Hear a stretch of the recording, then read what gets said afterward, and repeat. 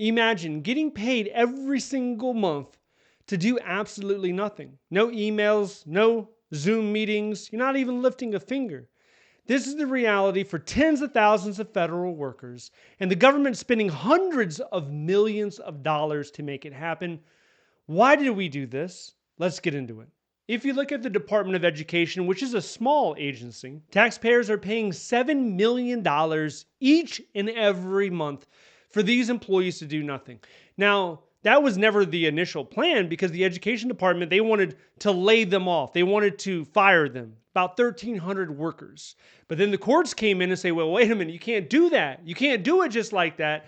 So these employees were reinstated, but the catch is that they can't work. So they were placed on something called administrative leave, which is paid time off without losing your salary or benefits. Over the last 3 months alone, this has cost us over $21 million for people who are not doing a single thing for this agency, for the Department of Education. So this is not being efficient. This isn't efficiency. This is wasteful. And the big question is, why did the agency not reassign those employees? Put them on detail. Give them another function to work on so that while they're getting paid by the American public, they're still doing something productive. The federal government has something called a detail, which is a temporary move to a different role or department. Under Title V of the U.S. Code, they're able to do this for 120 days. You could take somebody for 120 days, you could put them on detail. The reason this probably was not done is, number one, it takes a lot of time, energy, and effort to find a good fit so that individual that you're putting on detail can be productive in that new role. That's number one. Number two, they probably just didn't want to do it. Number three, it could complicate legal proceedings or violate court orders if it's seen as altering their employment status. But the common sense approach is, if they're not being productive in this role, find another role. There's things that need to be done. Regardless of what agency you're in, there's things that you can improve within that building, within your processes, within your operation, whatever it is. But it's not being done. So why are there so many people on admin leave? There's a few big reasons. One is the deferred resignation program. Two is RIF preparations. And three is legal investigations. If you are using the deferred resignation program, if you're using admin leave as an incentive to get people to want to leave, I think that's one thing. I think that's a separate category. But if you're taking people that do not want to leave, that like their job, that are producing and performing in that role, and you're trying to push them out in ways that a court could find potentially illegal, I think that's a whole nother category. So these individuals, they're sitting on their hands right now, and they want to be working. They want to be contributing. They never asked for any of this. Let's meet some of those people. Meet Ariel, a lawyer at the Department of Education. She was laid off, lost access to her work email and computer systems.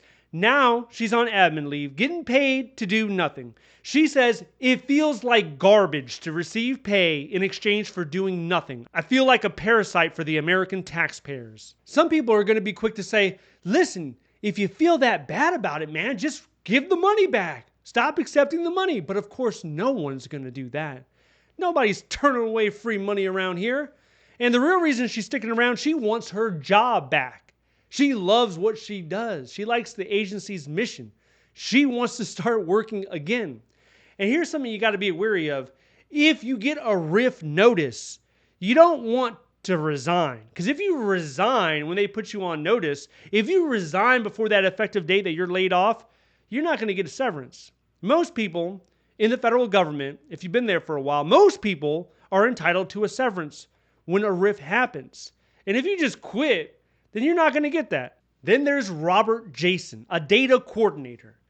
He said, I feel like I'm on welfare. I almost feel like I'm a leech on the system. I'm able-bodied and able to go into work, help the nation's mission to educate our future generations, and I'm not doing that right now. These people want to work. They're not bad workers. They're not lazy workers. They want to be able to go in and feel like they're making progress, right? Because at a certain point, that's what it's about. It's about having a purpose and feeling progress. Money has a diminishing return at a certain point once your needs are taken care of. And admin leave used to be 10 days at the most. It was never intended to be a political weapon. It was never intended to be used in order to conduct mass layoffs. It was not used that way. And as of right now, the RIFs are still frozen. So what does that mean? In the meantime, well, that means number one, we're wasting taxpayer money without productivity. We're also demoralizing and frustrating employees, ignoring the injunction's purpose, and we're missing opportunities for alternative work. And it never had to be this way. This was not inevitable. This is actually unprecedented, what we're seeing here. And we have certain people that rush and say, well, Bill Clinton this and Ronald Reagan did it and everyone else does it, so why do you have such a big deal about it? It's not a big deal. Calm down. You're overreacting.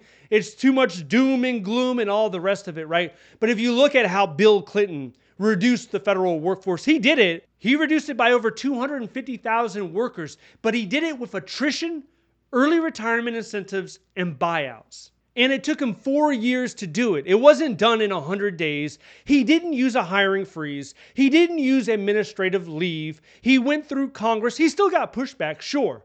Some members of Congress still pushed back on him.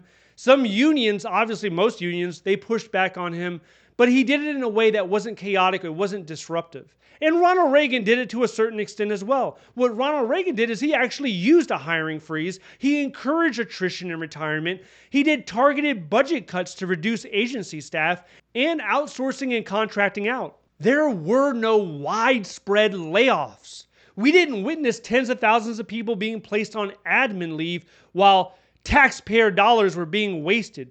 So when people come really confused by the fact, why is everyone so upset about what Trump is doing to the federal workforce? Why are they so mad? I don't understand it. Well, now you have a little bit better of an understanding. Now, you can agree with what President Trump is doing, or you can disagree, but you should understand why. Why is it causing so much chaos? Why is it causing so much disruption? That's the reason why. It's unprecedented and it's chaotic. I also believe that the way that he's handling the federal workforce, it will be used against him. Any politician on the Democratic side, they're going to use this as a platform. When you see congressional representatives campaigning or the next presidential election, everyone's going to be using this as part of their campaign. Look at how he devastated the federal workforce. Look how he disparaged and disrespected the federal workforce. They're going to use it. Even moderate Republicans will probably use it in the future. And if he really wanted these changes to last, they would have been more moderate, more restraint. But the way that he did it here, haphazardly ripping apart federal agencies, trauma that will be impacted and felt for many years into the future, this is not the best way to have reform. The best way to have reform isn't brute force. So how could he have done it? With a RIF plan.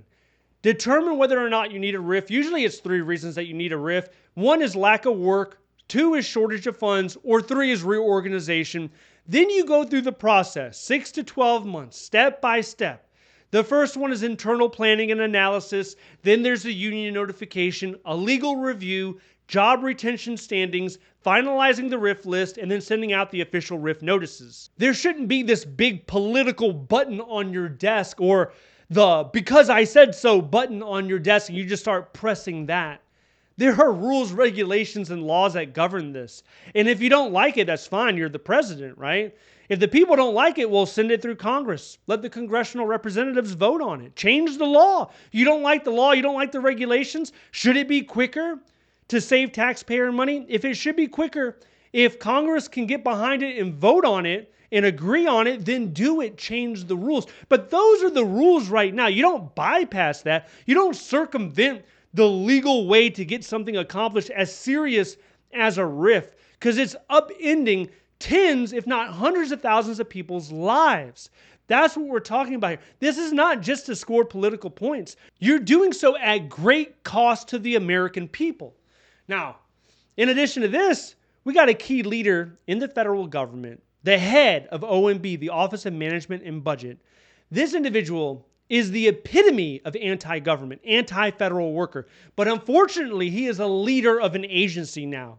I use that word very loosely, leader. He's the top manager of the agency.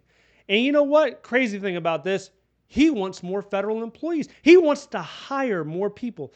Hire people that he supposedly despises, that he wants to traumatize.